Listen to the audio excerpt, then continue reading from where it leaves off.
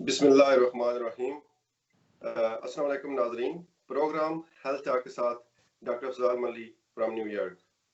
जैसा कि आपको पता है, मैं अपने हर प्रोग्राम में पब्लिक अवेयरनेस के लिए कोई ना कोई गेस्ट जो डॉक्टर्स हैं उनको बुलाता हूँ ताकि लोगों को डिजीज़ के बारे में पता चल सके और इसके साथ साथ उनको ये पता हो कि अगर कोई प्रॉब्लम है तो किसको चेक करवाना है और वो उसको चेक करवा सकें। तो आज का जो मेरा टॉपिक है वो डाइजेस्टिव सिस्टम के बारे में है, यानी कि निज़ाम मैदा के मुतालिक। उसमें जो मेरे गेस्ट हैं बड़े वेल नोन गैस्ट्रोएंटरोलॉजिस्ट हैं, ये कंसल्टेंट हैं अपने फील्ड के। उनमें एक डॉक्टर गुलाम मुश्तबा, वो नेवाडा में है, और दूसरे डॉक्टर आसिम महमूद, वो लाहौर से हमें ज्वाइन करेंगे। ऐसे साल ही मैं अपने गेस्ट को वेलकम कहूँगा। अस्सलाम वालेकुम जनाब। अस्सलाम वालेकुम डॉक्टर मली साहब, thank you for inviting me. Thank you Mali. Thank you. तो डॉक्टर गुलाम मुश्तबा, आपसे शुरू करते हैं। सिर्फ थोड़ा सा पहले अपना बैकग्राउंड, आपका जो एजुकेशन और यहाँ तक का सफर है वो थोड़ा सा नाज़रीन को बता दें ताकि आपका इंट्रोडक्शन हो सके। थैंक यू डॉक्टर मली for inviting in this programme. मैं जी ओरिजिनली साहिवाल से हूँ, पाकिस्तान से, born and raised there, and went to medical school Nishtar medical college, और ग्रेजुएशन ईयर था 1999 का। Then I came to New York city and advance training सारी, residency, fellowship and advance training सारी एंडोस्कोपी की वो न्यूयॉर्क सिटी में की। डॉक्टर मली साहब के सेम हॉस्पिटल में, बस 1 साल का हमारा फ़र्क था। हम इनसे आगे चल रहे थे और ये हमें फॉलो कर रहे थे। तो वहाँ से ट्रेनिंग करने के बाद ओहायो में 6 साल मैंने एक हॉस्पिटल एम्प्लॉयड जॉब की, OSU के एफिलिएटेड हॉस्पिटल था। Then I move to Las Vegas. So currently I am working in the private practice group called Digestive Disease Specialists of Nevada. So I'm part of that 4 people group, and we cover 3 hospitals. Okay, thank you very much doctor Ghulam Mushtaba. मैं जितना आपको जानता हूँ, जब आप even मुझे याद है जब आप हमारे सीनियर रेजिडेंट भी थे, उसके साथ साथ आप उसमें हमारे चीफ रेजिडेंट भी थे। तो आप यू आर वेरी कॉम्पिटेंट, तो आप हमें गाइड भी काफ़ी करते थे और आपका जो है तकरीबन मॉर्निंग रिपोर्ट्स भी होती थी, तो बड़ा लाइक एंजॉय किया उस चीज़ को। आसिम महमूद, आप मेरे क्लास वालों भी हैं, आप भी अपना थोड़ा सा बैकग्राउंड बता दें, उसके बाद फिर प्रोग्राम को शुरू करते हैं। थैंक यू डॉक्टर मली for inviting me on your forum. जैसे डॉक्टर मली ने बताया, is my class fellow, I belongs to Rahimiya Khan, और मैंने अर्ली एजुकेशन वहीं से कंप्लीट की। उसके बाद मेडिकल स्कूल में, कायदा मेडिकल कॉलेज में मैंने ग्रेजुएशन किया।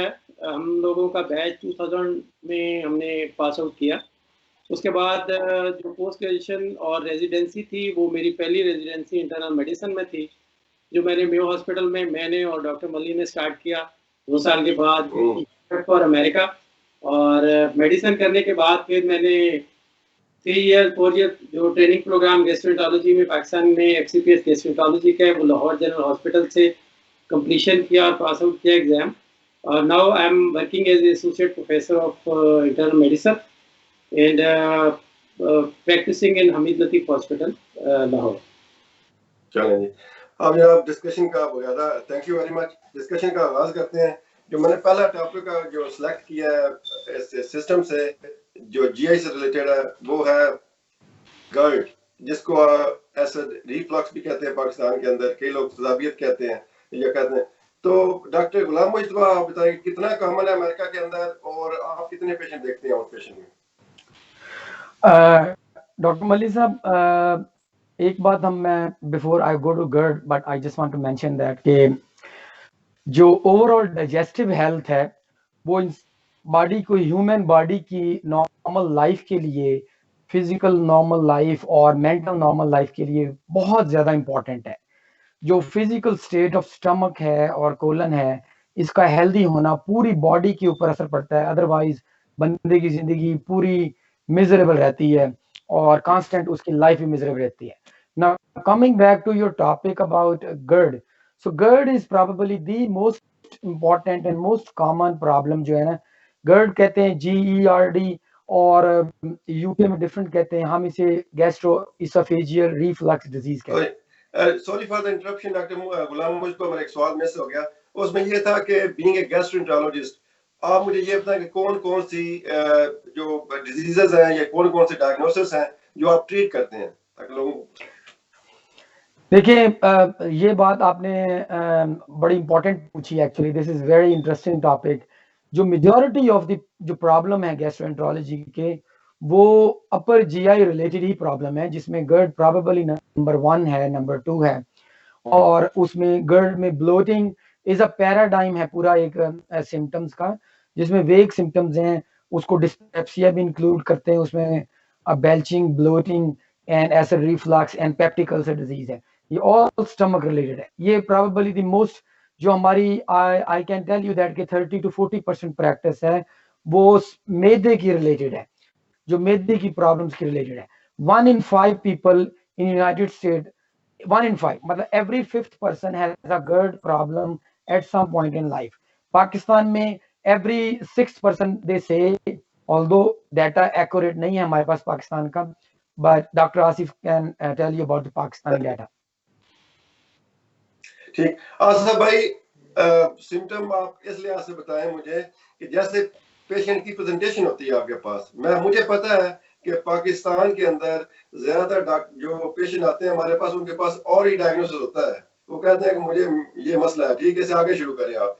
मैं ये बताएं कि वैसे क्या क्या प्रेजेंटेशन होती है, क्या क्या सिम्टम होते हैं इस गर्ड के लिहाज से। प्रेजेंटेशन और सिम्टम से पहले एक छोटी सी बात, मैं जिस तरह डॉक्टर गुप्ता ने बताया कि every 5th American is suffering from GERD, तो पाकिस्तान में 6 तो नहीं होगा, लेकिन जो फ्रीक्वेंट नंबर्स हैं, मेरा ख्याल है कि जितना हम प्रैक्टिस में देखते हैं, तो every 3rd 4th patient is coming with this symptom. और मेरा ख्याल है हमारे यहाँ हर फिजिशियन अपने साथ गैस्ट्रोएंटरोलॉजिस्ट भी इसीलिए लिखता है, बड़े कॉमनली प्रैक्टिस है। और यूजुअली हम कहते हैं जी आधी जो हमारी प्रैक्टिस है वो डिस्पेप्सिया से रिलेटेड सिम्टम्स है। तो जो सिम्टम्स में बात आते हैं, तो ज़्यादातर मरीज जो हमारे पास गर्ड के आ रहे होते हैं, उनमें उनकी कंप्लेंट ये होती है कि उनके सीना खुलता है खाना खाने के बाद, फुलनेस और भरा हुआ सा सीना महसूस करते हैं, और पेट में भी काफ़ी ज़्यादा तनाव महसूस करते हैं। और इससे ज़्यादा जब सवेरिटी बढ़ती है, तो ज़्यादातर मरीज़ों की ये शिकायत होती है कि उनकी गैर हजमशुदा खुराक उनके मुंह में, गले में वापस आती है। और इसके साथ साथ उनको, कुछ लोगों का कुछ पोर्शन ऐसा है जो कि इंटेस्टाइनल इसोफेजियल सिम्टम के अलावा खांसी, नाक, कान, गले के प्रॉब्लम के साथ आना शुरू हो जाते हैं। तो उमूमन ज़्यादातर कंप्लेंट्स यही है, लेकिन बहुत ज़्यादा एडवांस डिजीज़ में जब इसकी पेचीदगियाँ आना शुरू होती हैं, तो उसमें फिर खाना वाली नाली है, उसमें रुकावट आना शुरू हो जाती है। मरीज़ शिकायत करता है, मुझे खाना खाते हुए, निगलते हुए मुश्किल होती है और खाना फंसता महसूस होता है। और फिर जो दूसरी कॉम्प्लिकेशन है जो कि कैंसर से रिलेटेड है, खुराक की नाली की, उसकी अलामात में खुराक का फंसना, वज़न कम होना, और ये शिकायत थोड़ा सा कम नंबर्स में आती हैं जो पेचीदगियों की सूरत में आ रही होती है। ठीक है, थैंक यू। तो डॉक्टर मुस्तफा, मुझे ये बताएं कि जब पेशेंट आपके पास आता है, तो डायग्नोसिस के लिए आप क्लिनिकली देखते हैं, सिम्टम ही देखते हैं, या उसके अलावा कोई टेस्ट वगैरह करते हैं? देखिए डॉक्टर मली साहब, चूंकि ये प्रॉब्लम बहुत ज्यादा कॉमन है, जैसे डॉक्टर आसिफ ने भी बताया, बिल्कुल एक्यूरेटली उन्होंने बताया कि हमारे यहाँ भी यही प्रॉब्लम होता है कि पेशेंट आता है, कहता है कि बस यहाँ बर्निंग ऑफ फायर है मेरे, और यहाँ पे कुछ है, यहाँ बोझ है, या लाइक हैवीनेस है, ब्लोटिंग है। तो एग्जैक्टली सिमिलर सिम्टम्स हैं यहाँ पे भी, यूएस में भी।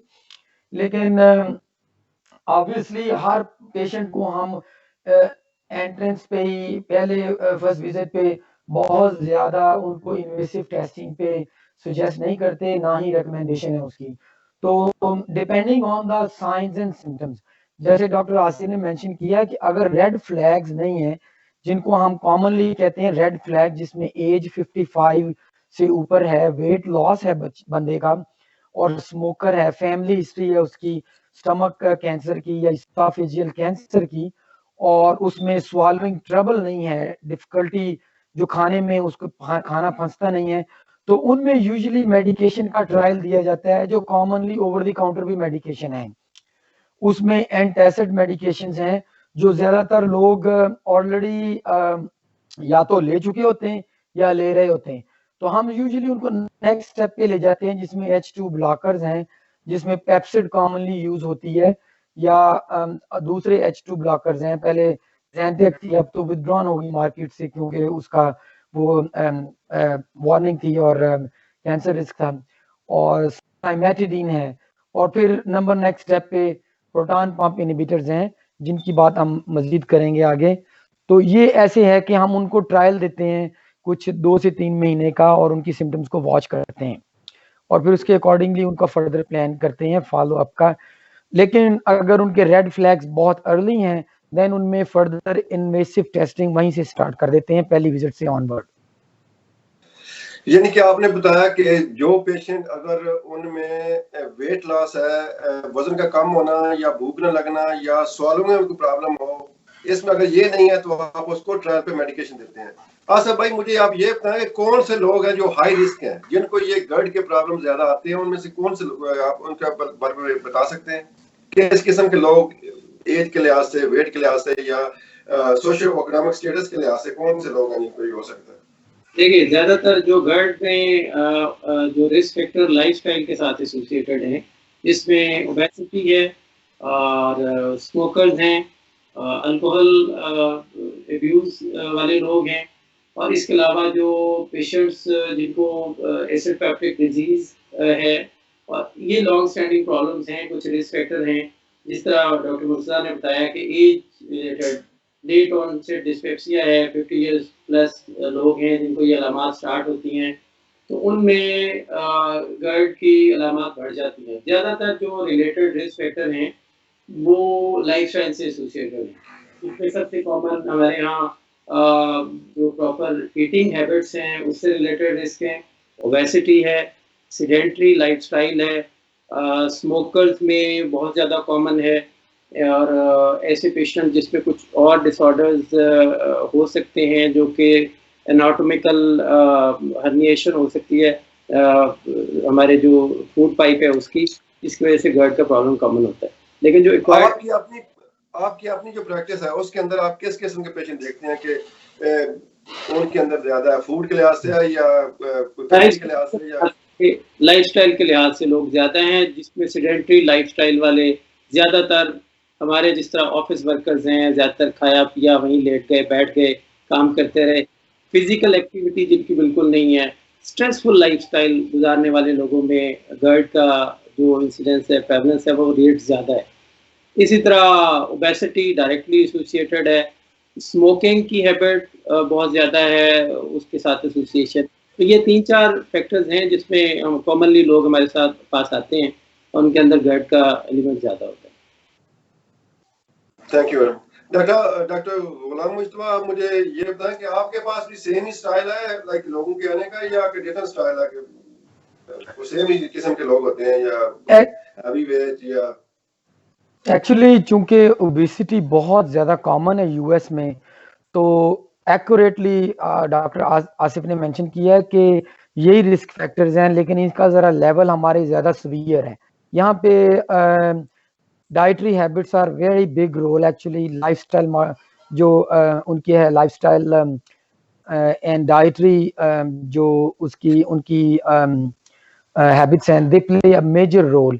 जैसे यहाँ पे basically at least 20 to 30% people they are above 35 30 BMI से अबव हैं, तो that play a major role के एसिड जो है ना पेप्टिक डिजीज और एसिड रिफ्लक्स डिजीज उनमें बहुत ज्यादा कॉमन है। और फैमिली हिस्ट्री भी यहाँ पे कॉमन है कंपेयर टू पाकिस्तान। पाकिस्तान में आई वुड से कि जो टाइप ऑफ डाइट है that is a major, because over there Pakistan में एक ही प्रॉब्लम है, सबसे मेजर प्रॉब्लम डाइट में है कि it's too much fat, it's everything is cooked in too much fat. तो ये बहुत बड़ा फैक्टर है कि वहां पे ओवर, जैसे जब तक घी या देसी घी या डालडा ऊपर से शोरबे की तरह बह ना रहा हो तो लोग खाना नहीं खाते। और ना सिर्फ वो एक्सट्रीमली डेंजरस है हार्ट के लिए, बल्कि वो जीआई सिस्टम को भी तबाह कर देता है। तो ये बहुत बड़ा फैक्टर है जो डाइट का उन्होंने मेंशन किया है। ठीक। अच्छा, आप बता रहे थे कि आप पेशेंट को पहले एम्पिरिकली ट्रीट करते हैं, उनको दे दिए पीपीआई दे दिए, ओमेप्राजोल, जैसे पाकिस्तान में जो प्राइलोसेक जिसके नाम से भी आता है, पेप्सिड हो गया या ज़ेंटिक वगैरह हो गया। आप मुझे ये बताएं कि इसके अलावा कोई लाइफस्टाइल मॉडिफिकेशन भी होती है या सिर्फ और सिर्फ यही आता है कि मेडिसिन खा लें? क्या तरीका कार होता है, एडिशनल चीजें जो होती हैं इसके अंदर? देखिए, मेरे पिछले 10 साल की प्रैक्टिस में मैंने ये नोटिस किया है कि lifestyle modification play at least 30% role in improvement, symptoms improvement में। तो यहाँ पे हर बंदा मॉर्निंग पे 2-3 कप कॉफी पीता है और हम एज ए देसी चाय पीते हैं सारा दिन। So caffeine has a major role in relaxation of lower esophageal sphincter. तो जब लोअर इसोफेजियल स्फिंक्टर है जो कि एक स्टॉप कॉक है, स्टमक एसिड को ऊपर आने से रोकता है, अगर आपका इसोफेजियल स्फिंक्टर रिलैक्स हो जाता है, जिसकी कॉमन फैक्टर कम्युनिटी में वो ग्रीजी फूड और कैफीन है, ओवरवेट भी है, बाकी चीजें भी है, तो आप उनको अगर मेजर चेंज लाएं, उसको कंप्लीटली डीकैफिनेटेड कॉफी कर दें या दूसरी चीजें करें, तो ग्रीजी फूड बिल्कुल खत्म कर दें, तो मेरी ये गारंटी है, मैंने ये नोटिस किया है कि 25 to 30% सिम्टम्स तो वहीं ठीक हो जाती हैं। बाकी मेडिकेशन फिर उसके बाद पीपीआई और दूसरी मेडिकेशंस हैं और उनमें भी डिफरेंट हैं, first generation PPI, second generation है और उसमें जो कोटिंग एजेंट हैं, फिर कॉम्बिनेशन ट्रीटमेंट्स हैं। अच्छा, आसफ भाई, आप भी सेम ही स्टाइल है या ट्रीट करने का, या कितना लोग फॉलो कितना करते हैं रिकमेंडेशन की, लाइफस्टाइल मेडिकेशन कितना फॉलो करते हैं? देखिए, अगर आप मेडिकेशन की बात करेंगे तो वो भी किसी हद तक तो लोग फॉलो करते हैं, कंप्लीटली फॉलो नहीं करते। एज सून रिलीफ मिला तो उन्होंने ट्रीटमेंट छोड़ दिया। और लाइफस्टाइल मॉडिफिकेशन तो बिल्कुल ही फॉलो नहीं करते। उनके लिए गोली खाना आसान है, टैबलेट पे उनको जितना अर्सा मर्जी लगाए रखें। ना कोई छोड़ना चाहता है, ना सेडेंटरी लाइफस्टाइल छोड़ना चाहता है, ना वेट रिडक्शन की तरफ कोई निकलना चाहता है। मुशक्कत करना जो है वो ज्यादा मुश्किल समझते हैं, बंदे का काम ही नहीं। लाइफस्टाइल तो कोई नहीं बदलना चाहता। अच्छा। तो गोली खाना आसान है, गोली खा लेते हैं, एज सून रिलीफ तो वो भी छोड़ देते हैं। लेकिन ये है कि लाइफस्टाइल मॉडिफिकेशन वो तो बिल्कुल प्राइमरी लोगों की प्रेफरेंस नहीं है। अच्छा। तो बहुत अगला क्वेश्चन आपसे ही है कि अमेरिका के अंदर तो हमने हर चीज की स्क्रीनिंग, जैसे डॉक्टर गुलाम मुस्तफा इनके पास अगर पेशेंट 50 का हो गया तो उसने कोलोनोस्कोपी के लिए आना, यानी कि अगर कोई और मसला ना हो तो इसके साथ अगर पेशेंट को कोई और सिम्टम है जीआई से रिलेटेड तो ये कैच कर लेंगे। आपके पास तो जब भी कोई आएगा, आप एक टर्शरी सेंटर पे या एक बड़े एडवांस लेवल पे जॉब कर रहे हैं, तो आपके पास जब पेशेंट आता है कई दफा तो वो तो सीधा आता होगा कि वेट लॉस है या डिस्फेजिया है, सॉलो नहीं कर रहा, या इसके अलावा कोई और वोमिटिंग वगैरह होती है। इस तरह के पेशेंट आप देखने मिलते हैं? बिल्कुल, आपकी बात एक्जेक्टली ठीक है कि सॉरी, क्वेश्चन मसला ये है कि बजाय इसके एक पेशेंट सिम्टम के साथ आए, ग्रेजुअली उसको कुछ चीज हो आप कैच करें, वो पहले दिन ही जब आता है तो पता लगता है कि इसको ऑलरेडी कोई ना कोई बड़ी कोई एडवांस डिजीज हो चुकी है। बिल्कुल एग्जैक्टली हमारे पास ज्यादातर लोग, ना सिर्फ GERD के रिगार्डिंग, बाकी बीमारियों में भी ज्यादातर लोग उसकी कॉम्प्लिकेशंस के साथ आते हैं और अनफॉर्चुनेटली उस वक्त तक मरीज बहुत लेट हो गया होता है। अब ये हमारे पास पेशेंट जो हम तो रूटीनली पेशेंट को, जो हाई रिस्क पेशेंट हैं उनको स्क्रीनिंग का भी कोई इस तरह का हमारे पास सिस्टम नहीं है, अनटिल अनलेस के कोई अलार्मिंग फीचर या रेड फ्लैग जैसे डॉक्टर मुफ्ता बता रहे थे वो उस जोन में पेशेंट आ जाए तो उसमें करवा ले, थोड़ा पेशेंट को अवेयरनेस हो। अदरवाइज जनरली पॉपुलेशन कॉम्प्लिकेशन के साथ आती है। तो स्क्रीनिंग सिस्टम रूटीन में तो कोई नहीं है। प्राइवेट सेक्टर में कुछ लोग जो हेल्थ कॉन्शियस हैं, थोड़े केयरफुल हैं अपने हेल्थ के सिलसिले में, जिस तरह आप लोगों का प्रोग्राम चल रहा है इसी तरह अगर लोगों को अवेयरनेस बेहतर होती जाएगी तो मेरा ख्याल है वो इस तरफ आएंगे। इस तरह का कोई स्टेट के लेवल पे भी कोई सिस्टम नहीं है या हॉस्पिटल लेवल पे। तो अब जो एक गाइडलाइंस और ट्रेंड स्टार्ट हुआ है जिसमें हम लोग भी जाहिर है जिस तरह अमेरिकन गाइडलाइंस हैं या यूरोपियन गाइडलाइंस हैं उनको फॉलो करते हैं और लोगों को बताते भी हैं कि इस तरह हमें स्क्रीनिंग की तरफ जाना है और अपना सिस्टम हेल्थ का चेंज करना है। तो चेंज तो आ रही है लेकिन अभी तक रूटीन में स्पेशली GERD के सिलसिले में कोई स्क्रीनिंग प्रोग्राम नहीं है हमारे पास। सिर्फ पेशेंट जो कॉम्प्लिकेशंस के साथ आते हैं या रिफ्रैक्टरी GERD के पेशेंट होते हैं जिसमें कोई इंडिकेशन हो तो फिर हम फर्दर स्क्रीनिंग इंटरवेंशन प्रोसीजर्स करते हैं। ठीक। अगला question, thank you very much. अगला क्वेश्चन डॉक्टर मुश्तबा आपसे है। पहला तो यह है कि अगर आपको दरमियान में अगर आप कोई चीज ऐड करना चाहे या कोई रिलेटेड टू क्वेश्चंस किसी दोनों में से एक गेस्ट को, तो आप उसको ऐड कर सकते हैं। अच्छा डॉक्टर मुश्तबा, आप बताएं कितना अर्सा आप चलते हैं कि एक पेशेंट है, वो GERD के सिम्टम है, वो 3 महीने आपने दी, 3 महीने फिर 6 महीने हो गया, साल हो गया। एक तो है कि अलार्मिंग सिम्टम या रेड फ्लैग सिम्टम किसी स्टेज पे भी आ गया, लाइक वो तो आपने एंडोस्कोपी करनी है, प्रोसीजर करना है। इसके अलावा कोई और बताएं कि कब किस लेवल पे आप जब सोचते हैं कि आप इंटरवेंशन करनी चाहिए, क्योंकि पेशेंट को काफी अरसे से ये जो सिम्टम है वो कहते हैं छाती में दर्द हो रहा है या कोई सब चीजें हो रही हैं जो भी उसमें। डॉक्टर मल्ली देखें, बीइंग इन यूएस, आपको भी पता है, you are also practising here, यहाँ पे for several reason, whether litigation risk की वजह से या कोई और वजह से या थर्ड पार्टी पेयर की वजह से, यहाँ पे हमारा इंटरवेंशन करने का जो थ्रेशोल्ड है वो क्वाइट लो है।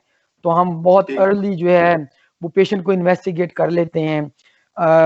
मैं आपको बताता हूँ कि just a very quick story कि when I started practice privately in 2011 first time, तो मैंने एक पेशेंट को देखा था, वेरी यंग थिन फीमेल, तो तकरीबन 47-48 की थी, तो 3-4 महीने की सिम्टम के साथ आई, and she has little dysphagia but she has little long standing GERD।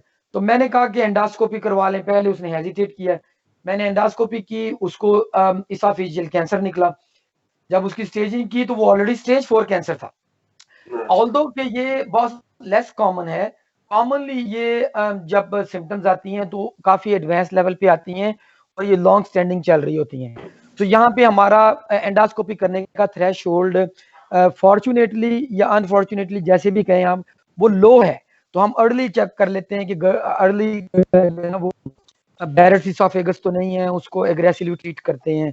तो बाकी पाकिस्तान में ट्रेंड जो है वो डॉक्टर आसिफ बता देंगे, बट इट इज गुड कि हम लोग जो है वो प्रिवेंट करते हैं। हम ये बिलीव करते हैं कि इससे इसोफेजियल कैंसर प्रिवेंट होता है। अर्ली GERD को ट्रीट करें, बैरेट्स इसोफेगस को आप सप्रेस करें और उसको अर्ली ट्रीट करें, क्योंकि ऑलमोस्ट एवरी इसोफेजियल कैंसर जो डिस्टल पार्ट ऑफ इसोफेगस है ना, वो बैरेट से ही शुरू होता है। तो अगर बैरेट्स को ट्रीट करें, एडवांस बैरेट्स है, तो risk of cancer will be pretty much closer to 0। ठीक, आसिफ भाई ऐड करना चाहेंगे कुछ आप? मैं हमारे यहाँ तो चूंकि स्क्रीनिंग गाइडलाइंस तो नहीं है, लेकिन जो रिफ्रैक्टरी GERD के पेशेंट होते हैं और जो आफ्टर लॉन्ग स्टैंडिंग ट्रीटमेंट के बावजूद रिस्पॉन्ड नहीं करते, इंस्पाइट के हम उनको फोकस तो करते हैं कि आप लाइफ से अपना लाइफस्टाइल भी चेंज करें, और उसके बावजूद अगर पेशेंट रिस्पॉन्ड नहीं करता तो हम प्रोसीड करते हैं इनिशियली स्क्रीनिंग एंडोस्कोपी के लिए। और उसमें पेशेंट समटाइम्स तो एग्री होता है, और वो एग्री होता है तो फिर हम एक दफ़ा उसको देख लेते हैं। उसमें कुछ बेनिफिट्स भी हैं, ज़ाहिर इंटरवेंशन है, उसमें पेशेंट की कॉस्ट इफेक्टिवनेस, कॉस्ट का भी फ़र्क पड़ता है। लेकिन जिस तरह डॉक्टर मुर्तज़ा ने शेयर किया कि इंसिडेंटली जो पेशेंट को उन्होंने स्क्रीन किया तो उस पर उनको फाइंडिंग मिली और वो पेशेंट एडवांस डिजीज़ में था। तो इसमें भी समटाइम्स यही होता है कि हमें कुछ जो रिफ्रैक्टरी GERD है उसमें ईओसिनोफिलिक, इसोफेजाइटिस और जो उसकी डिफरेंट जो डिफरेंशियल हैं उसमें को रूल आउट करने में मदद मिलती है, तो उसको हम गाइडलाइन सेट के स्क्रीन कर लेते हैं। ठीक, अगला क्वेश्चन जो है वो दोनों से ही है, पहले आप दे दें कि लाइफस्टाइल मॉडिफिकेशन होगी GERD के लिए, PPA भी यूज हो गया, और उसके अलावा कोई प्रोसीजर वगैरह भी इसमें होते हैं? अगर इन केस किसी पेशेंट को कोई प्रोसीजर है, कोई सर्जरी है इसके अंदर का नहीं?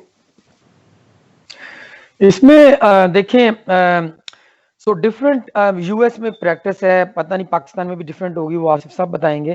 तो आसिफ भाई को इसलिए बिठाया हुआ है कि ताकि वो बता सकें, हाँ, कंपेयर कर सकें।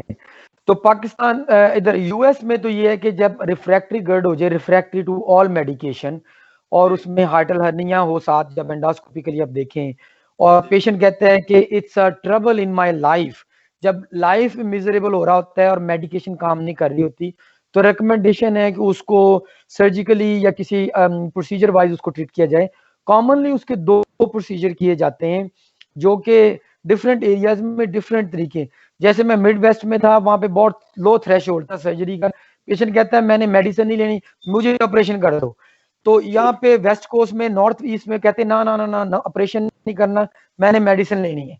तो जब मेडिसिन काम करना बंद कर दे और मेडिसिन कोई भी काम ना करे, कॉम्बिनेशन भी, तो उसके लिए एक सर्जिकली नीसन रैप करते हैं कि लोअर पार्ट ऑफ इसोफेगस के अराउंड स्टमक को रैप कर देते हैं। छोटा सा प्रोसीजर है, ऑपरेशन करके लेप्रोस्कोपिकली। और दूसरा ये है लिंक्स के नाम से, LINX के नाम से। वो एक मैग्नेट सा है, वो मैग्नेट का रिंग है, वो उस लेप्रोस्कोपिकली अराउंड जो है फूड पाइप के लोअर पार्ट के गिर्द उसको डाल देते हैं। तो वो जो है वो उसको कंस्ट्रिक्ट कर देता है, क्योंकि वो मैग्नेट के बीड्स होते हैं, वो बीड्स का एक रिंग सा है, जैसे एक रिंग होता है वो उसके मैग्नेट है, तो उसको कंस्ट्रिक्ट करके तो वो आर्टिफिशियली स्फिंक्टर को टाइट रखता है। तो they work very well in lot of people, but उसमें कॉम्प्लिकेशंस के रिस्क भी होते हैं। फिर निसैन के बाद सम पीपल कहते हैं जी कि कुछ लोग कहते हैं कि हम खा ही नहीं सकते, खाना रुक जाए। अगर ज्यादा टाइट हो जाए तो फिर भी प्रॉब्लम, अगर ज्यादा लूज रहे वो तो फिर वो इफेक्टिवनेस नहीं होती सर्जरी की।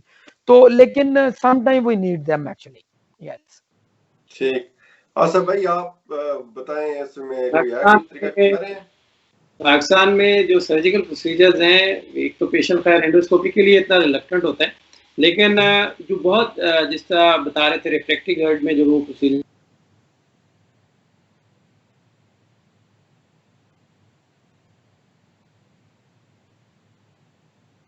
स्टार्ट में कराची में कुछ लोगों ने की है, लेकिन फंडोप्लाइकेशन यहाँ लाहौर में भी हो रही है, but it's very rare, it's not very common. ठीक। अच्छा, ये हमारा जो ये टॉपिक है ना गर्ड वाला, वो तकरीबन कवर हो गया। इसमें अगर किसी बंदे को कोई मसला हो, होपफुली उनको हेल्प करेगा। आसफ भाई अगला क्वेश्चन आपसे, कितने पेशेंट आपके पास आते हैं लाइक बाकी जो कि मुझे गैस है, गैस का प्रॉब्लम? मेरा ख्याल है हर दूसरा मरीज जो किसी भी जीआई डिजीज से सफर कर रहा है, या इवन साइकोलॉजिकल डिसऑर्डर है या कोई और सिस्टेमिक डिजीज है उसको, उसमें गैस जो है वो जरूर प्रेजेंटिंग कंप्लेंट भी होगी और या एसोसिएटेड सिम्टम में आएगी। Gas is a very common problem. गोले के नाम से मरीजों का ख्याल होता है कि उनके पेट में कोई गोला फिरता है या गोले जैसी फीलिंग होती है, तो वो बड़ी कॉमन सिम्टम है। इवन रेस्पिरेटरी डिजीज वाले पेशेंट जो होते हैं, COPD, एजमा और दूसरे पेशेंट, उनकी ये कंप्लेंट भी एसोसिएटेड है in addition to shortness of breath और अदर सिम्टम। ठीक ठीक। वैसे तो पाकिस्तान में गैस की कमी है, लेकिन आदमी बंदों के अंदर बहुत ज्यादा है। तो डॉक्टर गुलाम, तो आप मुझे ये बताएं कि आपके पास भी पेशेंट आते हैं इस तरह के, I have like whatever the complaint like gas something? जी डॉक्टर मल्ली, ये बहुत कॉमन प्रॉब्लम है। ये इतनी कॉमन है जितनी गर्ड है, या शायद उससे भी थोड़ी ज्यादा ही है। तो जो बंदा कहता है कि मुझे बस ब्लोटिंग है, मुझे बहुत ज्यादा पेट सूज जाता है, फूल जाता है, और मुझे एम्बेरसमेंट होती है फार्ट करने में पब्लिक पे, I have to go from job outside the office, के मुझे ये बार बार प्रॉब्लम है। ये वाकई बहुत कॉमन प्रॉब्लम है, एंड इट इज इंटरेस्टिंगली ये मैनेजेबल प्रॉब्लम है। ये बहुत ज्यादा इसका जियोग्राफी एनाटॉमिकली जीआई सिस्टम में इतना प्रॉब्लम नहीं है। ये काफी हद तक गैस जो है ना, it is related to the lifestyle and diet actually. ठीक। अच्छा, इसके साथ ही मैंने अगला जो टॉपिक है शुरू करना है, पेप्टिक अल्सर डिजीज है, जिसमें मैदा या ड्यूडेनम दोनों आते हैं। आप आसफ भाई मुझे बताएं कौन कौन से सिम्टम आते हैं इसके अंदर पेप्टिक अल्सर डिजीज के अंदर? ठीक, मैं अपने देखने वालों के लिए बताऊंगा कि पेप्टिक अल्सर हम कहते हैं जब मैदे की अंदरूनी सतह जो है, जो अंदर की लेयर है, उस पर कोई ब्रीच आता है और उस पर जख्म बनना शुरू हो जाते हैं, और उनमें अमूमन जाहिर है जख्म बनता है तो सबसे ज़्यादा कॉमन सिम्टम जो है वो पेट के ऊपरी हिस्से में, जहाँ पे मैदा का है, हर कोई बताता है कि मुझे पेन है या शिद्दत, किसी भी शिद्दत की दर्द के साथ होता है। और दूसरी बर्निंग सेंसेशन है, जलन महसूस होती है उस एरिया में। तीसरा, अगर सिवियर अलामात हैं, पेशेंट वॉमिटिंग के साथ, उल्टी के साथ आता है, और इवन सीने की जलन भी इसके साथ एसोसिएटेड हो सकती है। तीसरा फिर इसकी पेचीदगियाँ हैं, जिसमें अगेन खुराक की नाली के निचले हिस्से में जुड़ जाती है, स्ट्रक्चर बन जाते हैं और खुराक फंसना शुरू हो जाती है। और फिर तीसरा ये है कि कुछ लोगों को इधर से खाना जिसे इनडाइजेशन की सिम्टम्स होती हैं वो आती है, ब्लोटिंग होती है, पेशेंट एपिगैस्ट्रिक या अर्ली फुलनेस के साथ बहुत आते हैं कि मेरी डाइट पहले से कम हो गई और मैं थोड़ा सा खाना खा के मेरा पेट भर जाता है और साथ पेन एसोसिएटेड है। तो कॉमनली हमारे पास जो पेशेंट आ रहे होते हैं उनमें ये सिम्टम एपीडी की आ रही होती है। Pain is most prominent symptom. Doctor Ghulam Mustafa patient आ गया, सिम्टम भी उसके पास है, लाइक वो ब्लोटिंग हो रही है, बेल्चिंग हो रही है, या वो खाना खाने के साथ ही दर्द शुरू हो जाता है, या खाना खाने के 2 घंटे बाद दर्द शुरू हो जाता है, या वो वॉक भी करता ठीक नहीं होता, तो आप कैसे प्रोसीड करते हैं पेप्टिक अल्सर डिजीज को, जो लाइक अल्सर जो मैदे का अल्सर है उसको, या गैस्ट्राइटिस, जो भी चीजें हैं सारी डायग्नोसिस जो कॉमन है, इसको आप कैसे प्रोसीड करते हैं आगे डायग्नोसिस के लिहाज से? देखिए, जो स्टमक पेन है जिसमें कॉमनली तो पेन जो है वो एक्चुअली पाकिस्तान में भी जब थोड़ा अर्सा जो मैंने जॉब की, वेरी ब्रीफली मैंने ये भी देखा कि वहाँ भी peptic ulcer disease is common, लेकिन वो एडवांस अल्सर डिजीज है। हम इतना एडवांस अल्सर डिजीज अमेरिका में नहीं देखते। उसकी मेन वजह ये है कि एच पैलोरी जो है, सो पेप्टिक अल्सर क्या है, जैसे आसिफ साहब ने कहा कि मैदे की जो लाइनिंग है, इनर लाइनिंग है, म्यूकस मेम्ब्रेन जिसे कहते हैं, उसमें दरार पड़ जाए, उसमें जख्म हो जाए, उसमें क्रैक पड़ जाए, तो जख्म हो जाए तो उसमें वो पेप्टिक अल्सर बन जाता है और आहिस्ता आहिस्ता वो सरफेस जो प्रोटेक्शन है वो खत्म हो जाती है और एसिड से भी डैमेज होना शुरू हो जाता है। लेकिन उस डैमेज, इनिशियल डैमेज करने के लिए जो मेजर रोल है वो एक बैक्टीरिया का है। ज्यादातर तकरीबन 75 to 80% of the time it's all about H pylori. जो एच पैलोरी बैक्टीरिया है शायद पाकिस्तान में ज्यादा कॉमन है। सो अमेरिका में मिड वेस्टर्न और नॉर्थ ईस्ट में ये एच पैलोरी का इंसिडेंस जो है वो अबाउट 10% तक है लोगों में जो एप्टिक गैस्ट्रिक पेन के साथ होगा। अफ्रीकन अमेरिकन में और वेस्ट कोस्ट में, हिस्पैनिक्स में तकरीबन 50% को बैक्टीरिया है। आप बैक्टीरिया को टेस्ट करें इन्वेसिव या नॉन इन्वेसिव प्रोसीजर से और उसको एरेडिकेट करें तो आपका एच पैलोरी और अल्सर जो है हील हो जाएगा। अल्सर की वो ट्रीटमेंट लें तो that will heal actually ulcer. ठीक, आसिफ भाई आप एच पैलोरी ट्रीट करते हैं? जी, बड़ा कॉमनली, क्योंकि हमारे यहाँ तो हम उन एरियाज में हैं जहाँ H pylori is highly prevalent disease है। तो हाई प्रेवलेंट एरियाज में हम रहते हैं, एच पाइलोरी बड़ी कॉमन है। तो प्लीज उसकी डोज बता दें कितनी, लाइक डोज नहीं, बता दें कितने अर्से तक लेनी होती है ताकि लोगों को पता चल सके, क्योंकि बहुत ही आसान है ये ट्रीट करना। अगर बंदे किसी को एच पाइलोरी यानी कि बैक्टीरिया की इन्फेक्शन हो मैदे की, और बहुत आसान है इसको ट्रीट करना, बता दें ताकि लोग इसको एटलीस्ट उनको ये तो पता हो ना कि ऑप्शन है। बिल्कुल, आप पहले तो मैं बताऊं, आपके डोजेज पूछ रहे थे ना, मुझे अपना एग्जामिनर याद आ गया। मुझे कहता है एच पाइलोरी नहीं डोजेज मैंने मुझे वैसे पता है, वैसे मुझे पता है। बिल्कुल बेसिकली क्योरेबल डिजीज है और एंटीबायोटिक कोर्सेज है जिसमें मुख्तलिफ किस्म की रेजीम्स हम लोग यूज़ करते हैं। अपनी मेडिकल टर्मिनोलॉजी में हम कहते हैं कि हम सीक्वेंशियल थेरेपी करते हैं, जिसमें दो मुख्तलिफ एंटीबायोटिक को, ताकि जरासीम को मुकम्मल तौर पे ख़त्म किया जा सके, कुछ दिनों में बांट के हम दो करके एंटीबायोटिक या 2 और 1 के कॉम्बिनेशन में देते हैं। और कुछ मुख्तलिफ रेजीम्स हैं, क्योंकि हमारे यहाँ ना अब रेजिस्टेंस आना शुरू हो गया। पहले तो हम लोग अगर एच पाइलोरी देते थे रेडिकेशन थेरेपी तो काउंटर चेक नहीं करते थे पोस्ट ट्रीटमेंट। अब जब हम चेक करते हैं तो हमें ऐसे केसेस भी आते हैं जिनमें ट्रीटमेंट की कंप्लीशन के बाद आफ्टर 1 मंथ केसेस परसिस्ट कर रहे हैं, एच पाइलोरी इन्फेक्शन वहाँ रह रहा है। लेकिन मोस्टली पेशेंट जो हैं वो रिस्पॉन्ड करते हैं, मोर देन 85 to 90% लोग इस ट्रीटमेंट थेरेपी को रिस्पॉन्ड करते हैं। और कॉमनली अवेलेबल एंटीबायोटिक हैं जो कि ऑलरेडी लोग ले रहे होते हैं, तो उनको डिफरेंट कॉम्बिनेशन में उनका डॉक्टर जो है वो तजवीज़ करके, और उसके साथ साथ जिस तरह हम जिक्र कर रहे थे प्रोटॉन पंप का, वो कॉम्बिनेशन में देते हैं, तो उससे डिजीज बिल्कुल इन्फेक्शन। डॉक्टर मुस्तफा, फूड जो है और लाइफस्टाइल इस पेप्टिक अल्सर डिजीज के लिहाज से क्या रिकमेंड करेंगे? देखिए, इस पे एक्सटेंसिव स्टडी हो चुकी हैं, role of food and diet in causing peptic ulcer and aggravating peptic ulcer. So theoretically as well as actually research based अगर बात की जाए तो फूड या कोई भी लाइफस्टाइल या ऐसी डाइट नहीं है एक चीज जिसकी वजह से पेप्टिक अल्सर होता है. तो पेप्टिक अल्सर कोई डाइट या कोई घी, कोई शक्कर, कोई ऐसा नहीं है कि जो पेप्टिक अल्सर कॉज करती है. तो कॉज इफेक्ट रिलेशनशिप नहीं है इसका डाइट का अल्सर करने में. अल्सर करने में जनरली जो कॉन्सेप्ट 30 साल पहले था कि 70% of the time H pylori, 25% of the time NSAIDs और बाकी चीजें, और वही है आज कॉन्सेप्ट. हाँ, डाइट सर्टेन डाइट्स उसको एग्रावेट कर देती हैं, अल्सर्स को हील नहीं होने देती. जिसमें स्पाइसी फूड है वो सिम्टम्स को एग्रावेट करती हैं, ग्रीजी फूड है, और जो ज्यादा अरसा मैदे में रहे हजम ना होना वो डैमेज को एग्रावेट कर देती है, लेकिन एज अ कॉजेटिव फैक्टर नहीं है वो.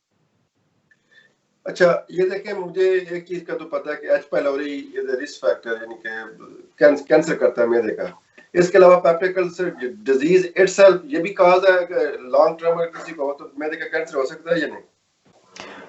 Itself, peptic ulcer disease without H. pylori is not a risk factor as far as I know. It's not a risk factor for the जो मेटाप्लेजिया में कन्वर्ट करता है मिकोजा को long standing और फिर उसके बाद डिस्प्लेजिया का वो सीक्वेंस को फॉलो करता है, वो H. pylori है risk factor. Unless let me again clarify, unless कि उसमें फैमिली हिस्ट्री हो, जेनेटिक हिस्ट्री हो जिसमें CDH वो जीन है स्टमक कैंसर का, उसकी अगर फैमिली हिस्ट्री हो तो देन विदाउट H. pylori भी गैस्ट्रिक कैंसर होता है, and we see that sometimes. Okay, ठीक सर. अगला जो मैं टॉपिक छेड़ने लगा हूं वो बस सिंपल है, next like 5 to 10 minutes maximum. Colon cancer screening.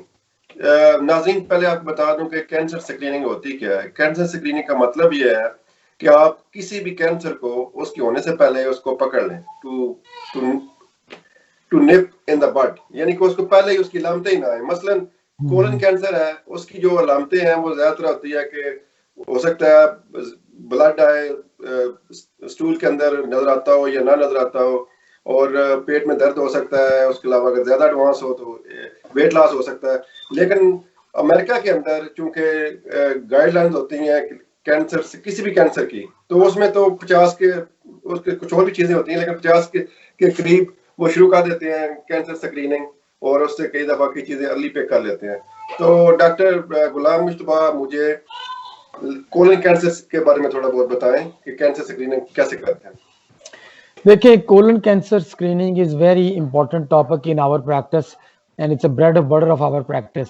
उसकी वजह ये है कि यूएस पॉपुलेशन में स्टिल डिस्पाइट कि हम कैंसर स्क्रीनिंग भी करते हैं, 37 to 40,000 people die every year from colon cancer or complication of colon cancer in US until today.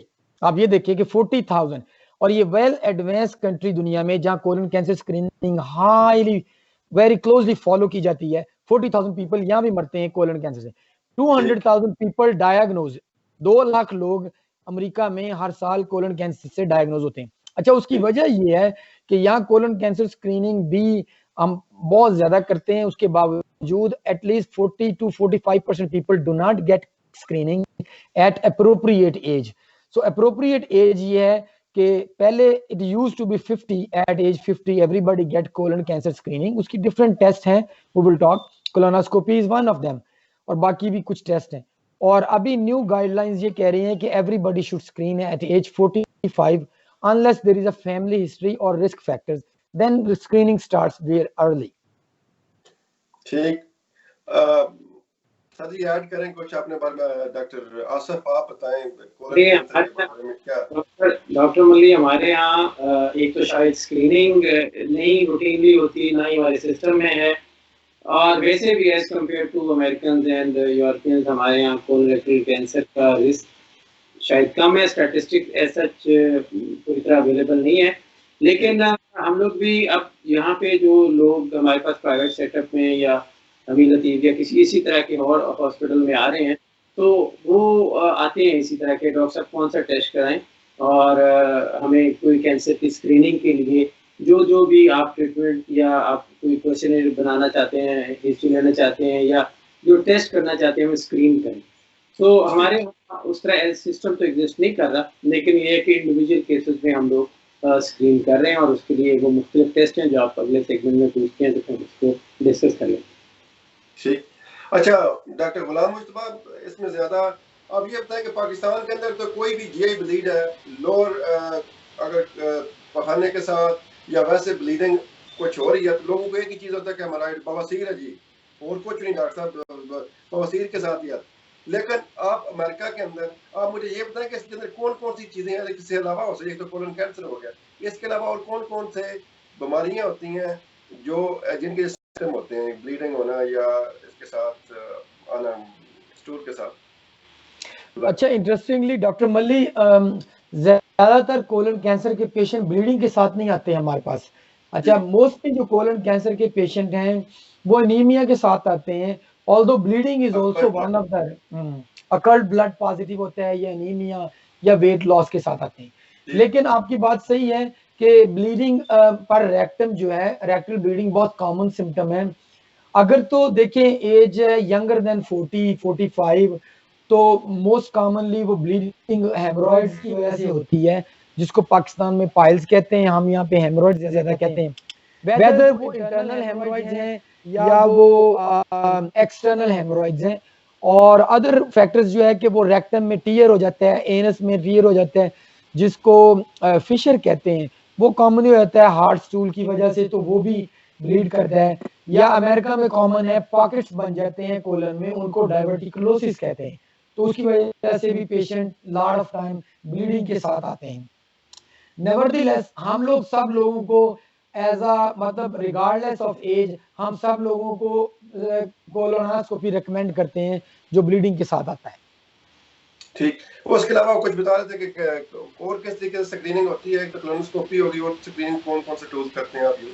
हाँ जी, उसमें कुछ और भी रिकमेंडेशन है जो ASG और ACG ने रिकमेंड किए हैं, ऑल्दो के गोल्ड स्टैंडर्ड वो है कि कैमरा टेस्ट। कोलोनोस्कोपी क्या है? कैमरा टेस्ट है जिसमें आप जाएं, पॉलिप को भी साथ निकालें। देखिए, कैंसर स्टार्ट होता है स्मॉल ग्रोथ से, over the years it become cancer. तो जब आप कोलन से पॉलिप निकाल दें तो कैंसर का रिस्क 0 हो जाता है। तो इसलिए colonoscopy is the best option. Other option ये है कोलोगार्ड टेस्ट है और अकल्ट ब्लड टेस्टिंग है कि स्टूल लेके उसका ब्लड टेस्ट। अच्छा, स्टूल ब्लड टेस्ट चेक करने 50% ऑफ टाइम वो फॉल्सली नेगेटिव आ जाता है, जिसकी वजह से आपको कंफर्म नहीं होता कि यार ये ट्रूली नेगेटिव ही है कि नहीं, कि पेशेंट को अगर उस वक्त ब्लीड ना कर रहा हुआ तो वो नेगेटिव आ जाएगा और वहां पे ट्यूमर बैठी होगी उसके कोलन के अंदर। कोलोगार्ड टेस्ट की सेंसिटिविटी, जो कोलोगार्ड नया टेस्ट है, उसकी सेंसिटिविटी कोलन कैंसर के लिए तो अबाउट 97-98% है, लेकिन पॉलिप वो डिटेक्ट नहीं कर सकता वेरी अर्ली। तो पॉलिप एडवांस लेवल पे हो तो 60% डिटेक्ट कर सकता है। और फ्लेक्सिबल स्माइडोस्कोपी है दूसरा टेस्ट, कि पूरी कोलोनोस्कोपी करने की बजाय जस्ट थोड़ा सा लेफ्ट साइड टेस्ट करें, जो कि मुझे it doesn't make sense to me, लेकिन ये है कि वो भी एक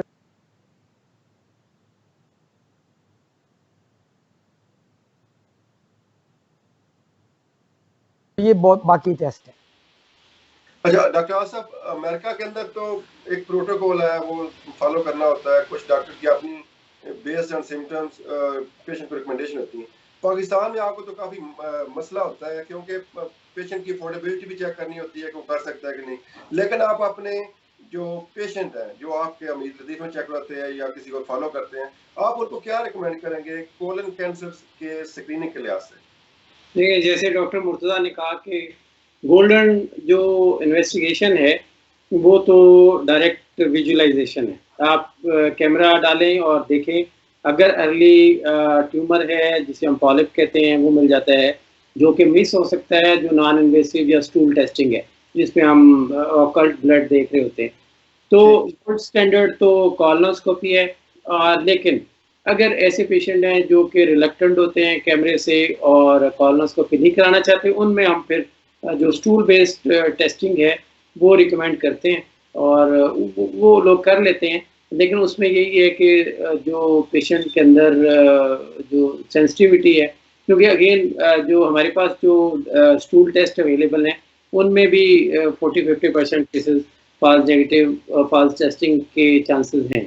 तो DNA टेस्टिंग या जो फिट है वो हमारे पास कॉमनली अवेलेबल नहीं है, हम गोएक बेस्ड टेस्टिंग कर रहे हैं, तो इसलिए उसमें फॉल्स टेस्टिंग के चांसेस ज़्यादा हैं।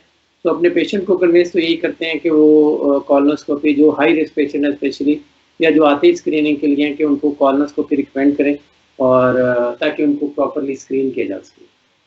Thank you. डॉक्टर मुस्तफा, आपका कोई मैसेज?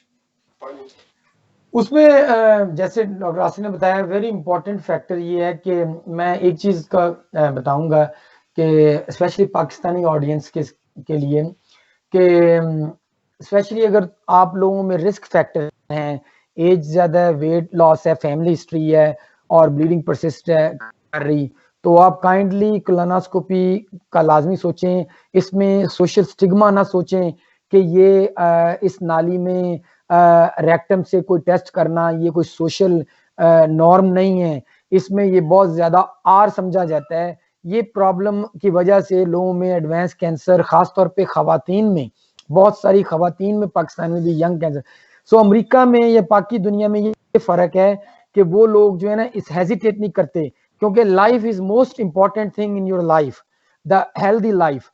जब मैं अगर किसी पाकिस्तान में यंग खातून को कहेंगे कि तुम्हें ब्लीडिंग परसिस्टेंट है, तुम्हें कोलोनोस्कोपी करवानी चाहिए चेक करने के लिए, तो वो आर समझते हैं कि ये रॉन्ग चीज है। अमेरिका में तो कोई प्रॉब्लम नहीं है, हम 15 साल से लेके 90 साल के बंदे की स्कोप करते हैं और एवरीडे कर रहे होते हैं, तो it's not a big issue, क्योंकि इट्स नॉर्मल है। तो ये काइंडली वहां पे उस स्टिग्मेटा जो स्टिग्मा है सोशल, इससे बाहर आके सोचा करें, अपनी अपनी फैमिली, अपनी लाइफ के बारे में सोच के डिसीजन करा करें टेस्टों का। Thank you. आसिफ भाई, है कुछ ऐड करना है या? मैं सिर्फ थोड़ा सा ये ऐड करना चाहूँगा कि जीआई डिजीज़ के हवाले से हम प्रिवेंटिव एस्पेक्ट्स पे बहुत कम बोलते भी कम है और सोचते भी कम है। तो हमें अपने जो लाइफस्टाइल मॉडिफिकेशन है सारी डिजीज़ के हवाले से, सिर्फ ना जो हमने जिक्र किए हैं और लिवर की डिजीज़ हैं उनके हवाले से, हमारे यहाँ फैटी लिवर और पूरी दुनिया में अब इस वक्त नैश से एसोसिएटेड जो इलनेस है वो आ रही है सामने। तो preventive aspect, active lifestyle, sedentary lifestyle को छोड़ें, एक्टिव लाइफस्टाइल रखें। जो बैड हैबिट्स हैं, स्मोकिंग है या दूसरी अल्कोहल इनटेक है, उसको अवॉइड करें। तो अपनी हेल्थ को बेहतर करने के लिए अपनी जो एक्टिविटी है, फिजिकल एक्टिविटी है, उसको बढ़ाएं ताकि इन बीमारियों से बचा जा सके। तो प्रिवेंटिव एस्पेक्ट जो है इज द मोस्ट इम्पोर्टेंट, और मेरा पैगाम भी यही है कि अपने आप को बीमारियों से बचाने की तदाबीर करें और एक्टिव लाइफस्टाइल अपनाएं। Thank you very much. So at the end of this programme मैं अपने जो नाज़रीन हैं उनको ये बताना चाहूँगा कि अगर आपको कोई सिम्टम है जीआई से रिलेटेड, जैसा गैस है, बेल्चिंग है, वो तो आप ठीक है खुद ट्रीट कर रहे हैं या किसी डॉक्टर से ट्रीट करवा रहे हैं। लेकिन अगर जिस तरह डॉक्टर गुलाम मुस्तफा और डॉक्टर आसिफ ने बताया कि अगर अलार्मिंग सिम्टम हो या रेड फ्लैग सिम्टम जिनमें वेट लॉस है या आपको swallow नहीं कर सकते या ब्लीडिंग वगैरह शुरू हो गई है, तो उस सूरत में आप जरूर अपना किसी डॉक्टर को चेक करवाएं ताकि कोई चीज भी है अगर अर्ली अगर पिक हो सके या ठीक हो सके, because prevention is better than cure. इसके साथ ही मैं अपने दोनों गेस्ट का, डॉक्टर गुलाम मुस्तफा नवाडा से और डॉक्टर आसिफ महमूद लाहौर से, आपका बहुत शुक्रगुजार हूँ कि आपने मुझे बताया कि आप सियालकोट में कैंप भी कर रहे थे। तो बहुत बहुत शुक्रिया मेरे प्रोग्राम में आने का। Thank you very much. Thank you Malik साहब।